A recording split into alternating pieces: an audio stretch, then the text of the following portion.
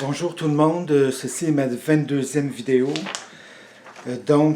Pour faire la meilleure vidéo possible, puis pour ne pas oublier des détails importants, c'est préférable pour moi de lire un texte, comme ça c'est beaucoup mieux. Et pour ceux qui trouvent ma vidéo sans passer par mon site internet, je me présente. Mon nom de scientifique multidisciplinaire et autodidacte est Gilles Lauzon Urtubise et mon site internet firsthumanmultiintelligence.com, juste ici à votre droite. Donc, comme vous le savez, le titre de la vidéo est Éloignement de la Lune d'environ entre 3 et 5 cm par an. Donc, pour quelle raison la Lune s'éloigne de la Terre entre 3,8 et 5 cm par an? Actuellement et en dehors de moi, personne n'est capable de proposer une quelconque justification du phénomène d'éloignement d'environ 3,8 ou 5 cm par an.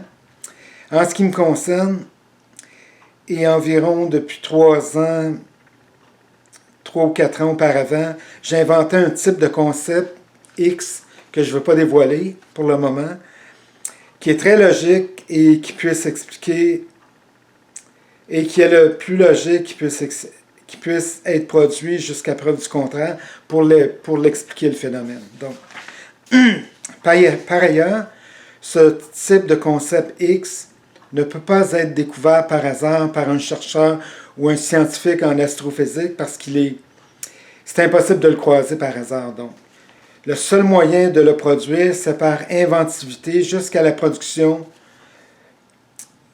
d'une invention qui représente un type de concept X qui peut prouver par des effets externes l'éloignement de la Lune par rapport à la Terre.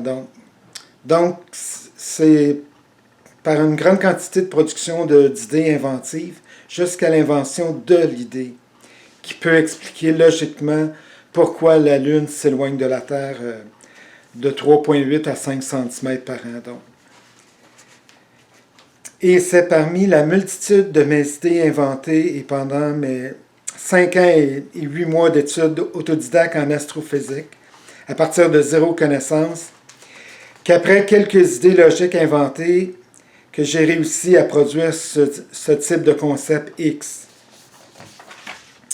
Cependant, je ne peux pas le révéler avant que mon brevet pour mon vaisseau spatial extraordinaire ne soit dûment déposé et protégé dans tous les pays du monde qui nécessitent le dépôt. De plus, ce type de concept X n'a aucun lien avec une quelconque forme de pensée magique mathématique accommodante, comme celle par exemple de la singularité gravitationnelle qui n'existe pas, et n'a aucun lien avec de quelconque autre forme de pensée magique accommodante, indépendamment de leur sorte de pensée magique accommodante. Donc, en ce qui me concerne, il n'y a aucune chance pour que mon esprit logique physique extrêmement élevé puisse être embêté ou trompé par de quelconques branches des mathématiques complexes, comme la singularité, entre autres. En fait, il existe plusieurs singularités en mathématiques, et aucune d'entre elles n'est applicable à une quelconque situation du fonctionnement de l'univers à l'échelle macroscopique. Et parmi mes 150 et 100 théories ou plus qui entrent dans mon imposante théorie du fonctionnement de l'univers à l'échelle macroscopique, il n'y en a aucune qui a un quelconque lien avec les mathématiques. Et parmi mes 50 à 100 théories ou plus, il n'y a aucune d'entre elles qui peut être qualifiée d'une ou plusieurs formes de pensée magique accommodante. Parce que mon esprit logique physique extrêmement élevé, il origine d'une curiosité de la nature qui est insatiable et qui a commencé à partir d'un âge qui est de 5 ans ou 6 ans ou même plus jeune, et jusqu'à présent.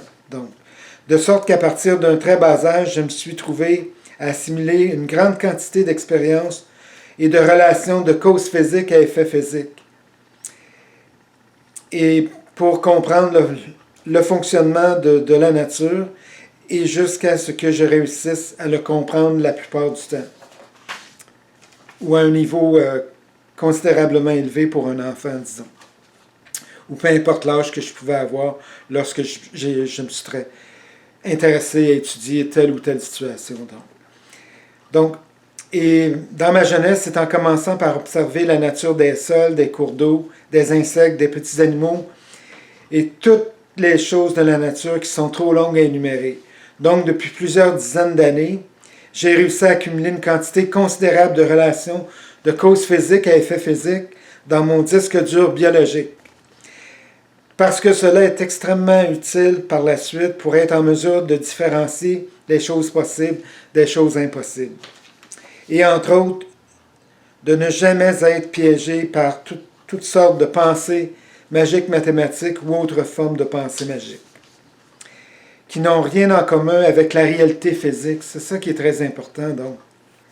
Les mathématiques, c'est une chose, puis la réalité physique, c'est complètement un autre domaine, donc. Et grâce à mes capacités extrêmement élevées en investigation approfondie, en réflexion, en analyse très approfondie et en inventivité sans limite, et beaucoup d'autres formes d'intelligence très importantes que je pratique régulièrement, ceci m'a permis d'être le premier et le seul de l'histoire à pouvoir décoder le fonctionnement de l'univers en un temps extrêmement court de seulement 5 ans et 8 mois, et à partir de zéro connaissance. Donc, en début février 2014, j'ai commencé en ayant très peu de connaissances de l'univers, donc à partir plus ou moins de zéro connaissance. Alors que tous les autres astrophysiciens ou planétologues avant moi en ont été incapables pendant les 200 dernières années ou plus loin encore. Actuellement, mes 50 à 100 nouvelles théories ou plus de mon imposante théorie du fonctionnement de l'univers à l'échelle macroscopique, elle m'apporte un niveau de satisfaction moyen qui est quelque part entre 96% et 98,5%. Et je ne serai jamais satisfait de ce dossier tant et aussi longtemps que je n'atteindrai pas un niveau de satisfaction de 100%. Et cela est la raison pour laquelle j'aime m'attaquer à au moins 3 ou 4 dossiers extrêmement complexes ou plus à la fois, et qui sont actuellement l'imposant théorème du fonctionnement de l'univers à l'échelle macroscopique, le dossier de mon brevet de 300 ou 350 pages pour un vaisseau spatial extraordinaire pour trouver le financement, la finalisation du meilleur brevet possible et jusqu'à ce qu'il puisse être protégé à un niveau qui est le plus haut possible et j'espère jusqu'à 100%. 3.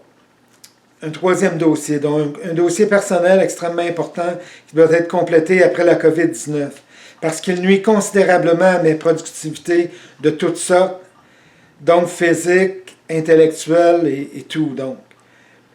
Et que je ne peux pas dévoiler pour des raisons personnelles et parce que je suis le seul de l'histoire à pouvoir le résoudre. En dictant à des médecins ce qu'il faut faire pour, entre autres, de petites chirurgies, jusqu'à ce que je sois complètement guéri. 4. Un dossier pour produire un site Internet social et réseau social qui est le plus protecteur de l'histoire pour tous les membres de la société. 5. Beaucoup d'autres dossiers en parallèle qui sont de moindre importance, mais que je tiens absolument à résoudre à partir du moment où j'aurai des collaborateurs de plusieurs compétences et sous ma direction. Donc, des dossiers de cancer de l'homme, de la femme, puis Dieu sait qu'il y en a beaucoup, donc. Et entre autres, des cancers qui peuvent m'attaquer moi. Donc, je préfère les attaquer en premier pour tenter de les résoudre, que si ça m'arrive, à ce moment-là, je saurai comment me soigner.